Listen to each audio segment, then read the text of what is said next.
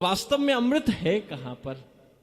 बोले कोई कहता है कि स्वर्ग में अमृत है, कोई कहता है कि समुद्र में अमृत है।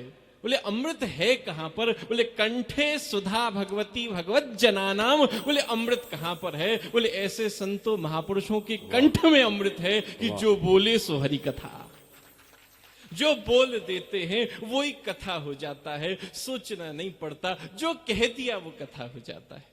ऐसी अमृतमयी कथा जिसके विषय में क्या करें, क्या कहें। इसीलिए कहते हैं तब कथामृतम तप्त जीवनम कवि भिरीडतम कल्मशापहम श्रवण मंगलम श्रीमता तम भुवि गणन्ति ते भूरिदा जना। बोले कथा क्या है? बोले जिसके जीवन में कथा है वास्तव में वही तो अमृत है। जिसके जीवन में कथा नहीं है भैया वो तो मृत के समान है। जिसके जीवन में कथा है वास्तव में वही तो तृप्त है, और जिसके जीवन में कथा नहीं है वो तो तप्त है, वो तो जलता रहता है।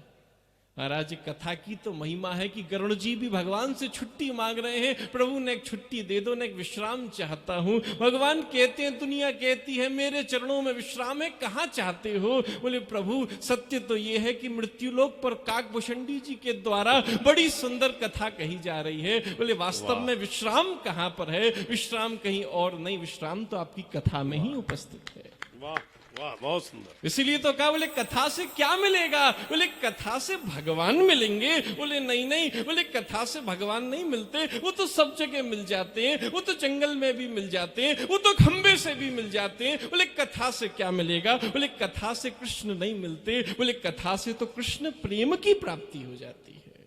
जीवन की सर्वोत्तम पूर्णता यही है कि जीवन में वो कृष्ण प्रेम हमारे जीवन में आ जाए, उसी के लिए तो सब कुछ हो रहा है।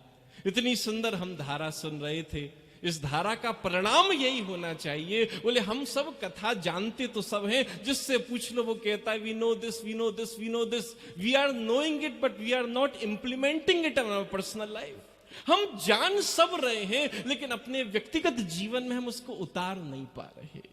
स्थिति हमारी ऐसी तो होती जा रही है जैसे रामायण में हम व्यास जी से प्रार्थना तो करते हैं कि भरत मिलाप की कथा सुनाओ, बड़ा सुंदर दो भाइयों का मिलन हो रहा है, वो भरत मिलाप की कथा सुनाओ। लेकिन वास्तव में हकीकत क्या होती है? हम घर में भाई भाई 100 गज और 200 गज की जमीन के लिए लड़ रहे हैं।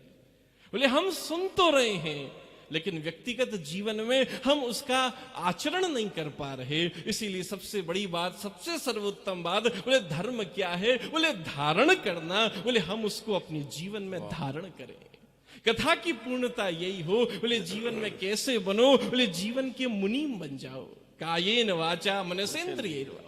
बोले मुनीम बनने की आवश्यकता है। बोले जैसे मुनीम को कोई चिंता नहीं होती, बोले जैसे बोले मुनीम रात को दुकान बंद करता है, सारा हिसाब किताब लिखता है और सेठ जी को दे जाता है। बोले सेठ जी पकड़ो हिसाब और भैया मैं तो जा रहा हूं। अब सेठ जी घर जाकर भैया हिसाब देख रहे हैं, इतना नुकसान हो गया, बिजली का बिल भी देना है, दुकान का किराया भी देना है, मुनीम की तनख्वाह भी देनी है। रात भर करबट बदलते चले जा रहे हैं। लेकिन मुनीम की स्थिति क्या है? बोले घर पहुंच के तान दुपट्टा भोजन करके तान दुपट्टा सो जाता है। बोले चिंता नहीं, दुकान चले कि ना चले, मुनाफा हो कि हमारा हानि हो कि लाभ हो, चिंता नहीं, महीने की तनख्वाह तो मिलनी है। बोले ऐसे ही जीवन के मालिक बनकर रहोगे तो हमेशा दुखी रहोगे। बोले मालिक बनने का प्रयास मत करो, बोले जीवन के भी मुनीम बन जाओ। कायेन वाचा मनसेंद्रियैर्वा। अपने पूरे दिन का जब दिनचर्या निकले, अपने घर में पहुंचकर अपने शरीर से हिसाब मांगो। अरे आंख तू अपना हिसाब दे, तूने आज पूरे दिन क्या किया? महाराज पूरे दिन कामिनी और कंचन का दर्शन करती रही या कहीं पर राधा रानी का भी दर्शन किया? इन कानों से हिसाब मांगे। अरे कान तू अपना हिसाब दे, तूने पूरे दिन क्या किया? लोगों की आलोचना सुनते रहे, निंदा सुनते रहे, यहां बैठकर भैया कृष्ण कथा का भी रसास्वादन किया। इस जीव से हिसाब ले। अरे जीव तू अपना हिसाब दे, दूसरों को गालियां देती रही, दूसरों की निंदा करती रही, या जीव ने आज जोर जोर से ठाकुर का महामंत्र भी कर लिया। इन हाथों से हिसाब ले। अरे हाथ तू अपना हिसाब दे, दूसरों पर उंगली उठाते रहे, दूसरों पर थप्पड़ मारते रहे, या इन हाथों ने किसी अंधे को आज रास्ता भी पार करा दिया। इन चरणों से हिसाब ले। अरे पैर तू अपना हिसाब दे, तूने क्या किया? बोले पूरे दिन मदरालय की ओर, पूरे दिन व्यापारों व्यवहारों की ओर दौड़ते रहे, या आज दौड़ दौड़ कर वृंदावन की गोवर्धन की परिक्रमा भी लगा ली। महाराज इसीलिए कहा पूरे शरीर से हिसाब मांगो और उसको एक पर्ची पर लिख दो, और पर्ची पर लिखकर और भैया उसको बंद करके ठाकुर के चरणों में समर्पित कर दो। बोले प्रभु जितना लाभ हो वो भी आपको दे रहा हूं, मतलब जितना पुण्य हो वो भी आपको दे रहा हूं, जितना पाप हो वो भी आपको दे रहा हूं। न पुण्य चाहिए न पाप चाहिए, मुझे तो केवल आपकी कृपा रूपी तनख्वाह चाहिए। जीवन की यही पूर्णता हो जाए, बस यही विश्वास की पट्टी को लेकर दौड़ पड़ो।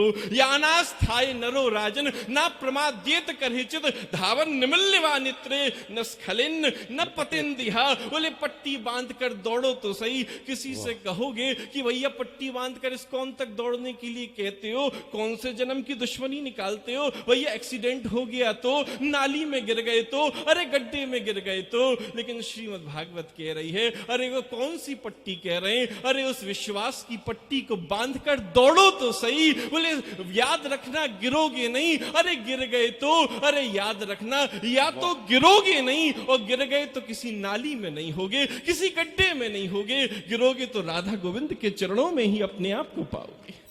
यही जीवन की पूर्णता, यही जीवन का परम आनंद, जीवन का यही सबसे बड़ा विकास है कि भगवान के श्री चरणों में हमारा पूर्ण विश्वास हो जाए। यही हमारे जीवन का सबसे बड़ा विकास होना चाहिए। और भगवान ने हर लीला में यह किया है। बोले महाभारत में कृष्णे पादा वने जने, बोले जिनका सबसे पहले अग्र पूजन हुआ है वो कृष्ण कहाँ है? वो दरवाजे पर खड़े खड़े आए हुए अतियों के जूता चप्पल अपने पीतांबर से मार्जन कर रहे हैं। जीवन की यही पूर्णता हो कि बड़े से बड़े होकर भी हम छोटे हो जाएं। यही सहजता, यही सरलता हमारे जीवन में बनी रहे।